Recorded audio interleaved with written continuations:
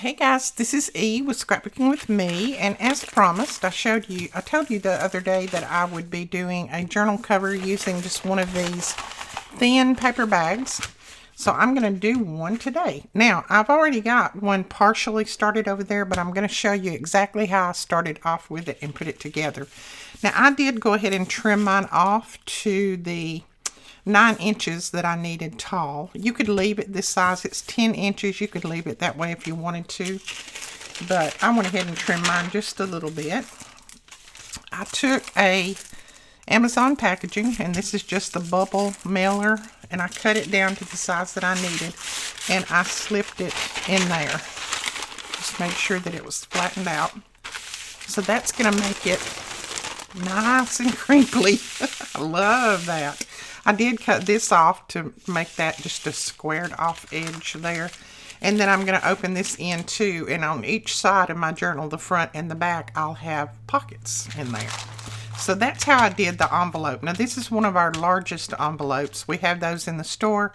And I'll try to remember to link them below. If I forget, just look under new product, I think, something like that, and you'll find them. Or type in the search paper bags and they'll come up. All right, I've got that, and then I went ahead and I started doing this last night. I was going to book page collage it.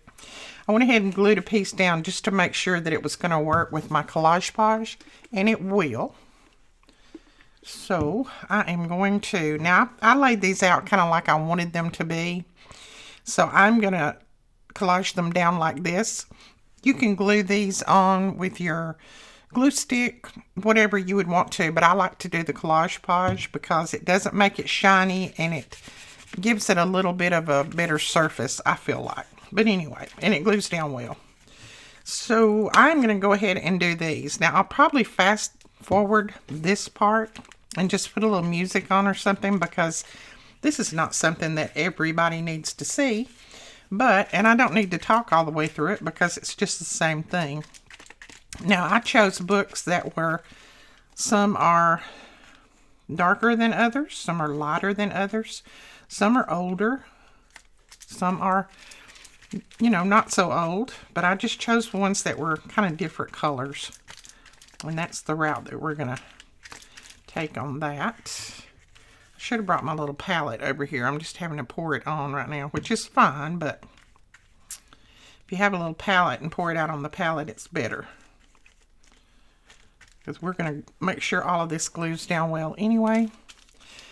And I didn't want to take these pieces up because I knew I would have problems getting them back down exactly like I laid them on there. So now I am going to put my little mat under this just because I know that I'll probably get some of this Collage Pauge everywhere.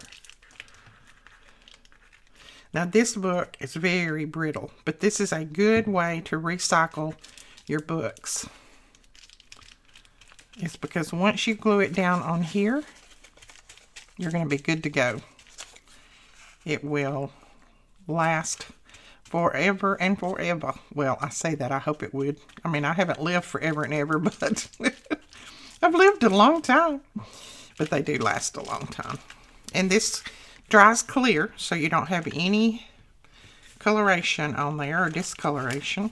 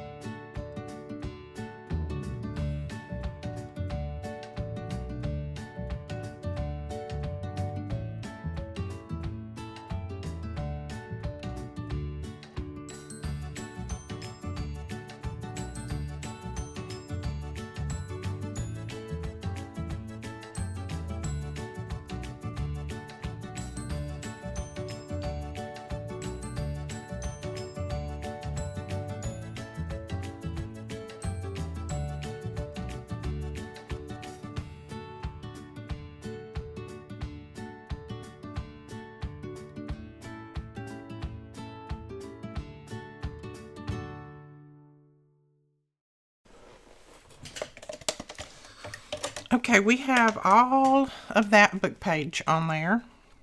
Now, I'm going to let it dry and then I'll trim around the edges. And I left my bag open, as you can see, on the side that I trimmed. And make sure before you start collaging that you do put your paper, this little bubble bag, on the inside. That way you won't stick your two sides together. I am not going to collage on the inside. I'm probably going to put some paper in there, but this is going to be my outside. This will be the front and this will be the back. When this dries and flattens out, it will flatten out when it dries, and when it gets dry enough that I can touch it without pulling anything off of it, I'll set something heavy on it and it'll flatten out. I am going to use some napkins, and we're going to collage the napkin on there, some pieces of the napkin in different areas. So we'll have some book page showing, but we'll have some napkins around in different areas.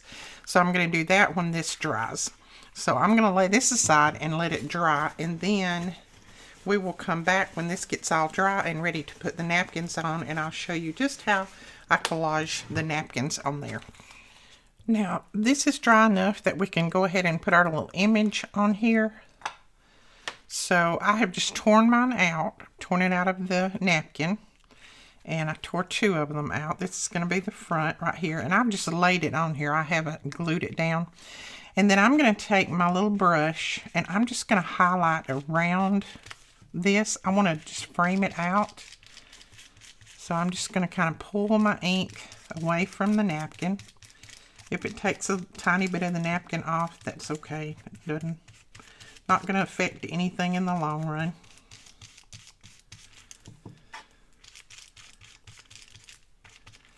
Just want to frame it out a little bit.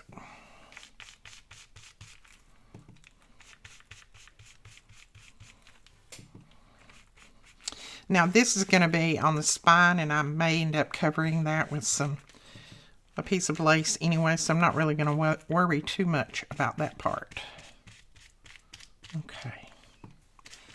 All right, I think that's good. So then we are going to go ahead and collage this down. Now, I will tell you, this is a Tim Holtz Distress ink, so it will reactivate with water or with anything liquidy. So I'm going to try to not get any of this Collage Pauge on the outside of the napkin where the ink is. I'm going to put it just in here first, and then when I do the outside, I will pull away from my image because I don't want to get that distress ink all over my image. And that's going to be hard for me to remember to do because I like to just put it down. But I'm going to go in here first and just kind of collage the pieces that are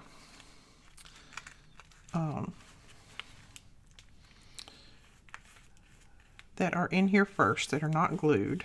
That little piece right there actually glued down, but that's okay. It'll have an extra little wrinkle in it, and I don't mind. There was a couple of pieces of my book page that were not completely dry, but that's okay. We don't want this to be perfect. We want it to be an image that we have just collaged on here.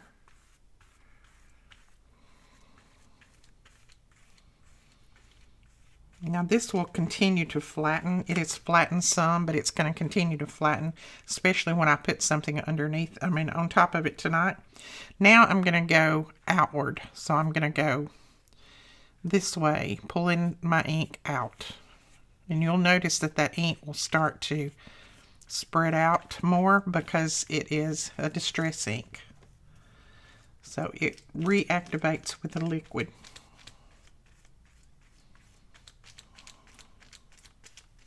Now, if you had an image that you wanted the ink to show up on, you could do that. You could pull it all over the image, but I don't want that ink on this image.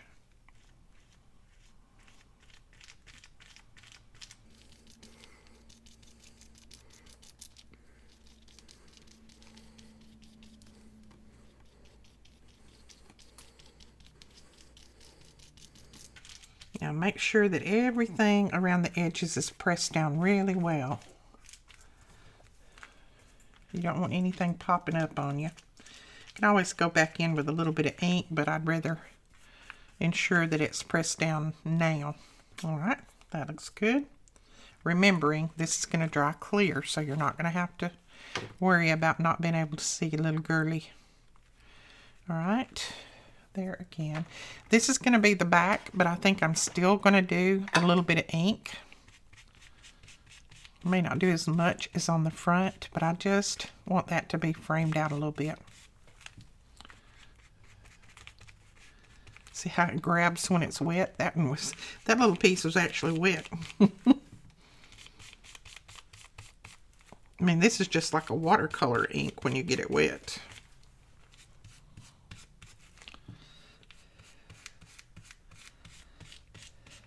Okay. All right. And then I'm going to go ahead and just, any of this book page that's kind of light, I'm just going to go ahead and spread a little bit of that ink on it. Okay, I will definitely need to clean my brush after this. All right, more Collage Pauge. And remember, go to the center first and glue that down. And then work your way out.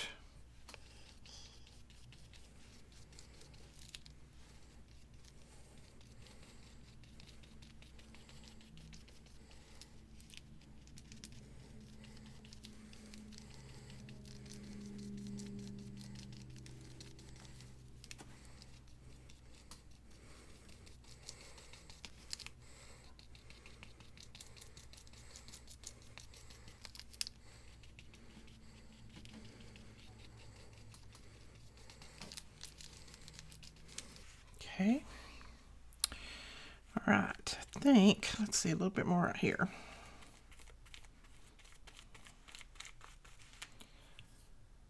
Okay, I'm going to leave this to dry, and I'm going to put something really heavy on it for the night.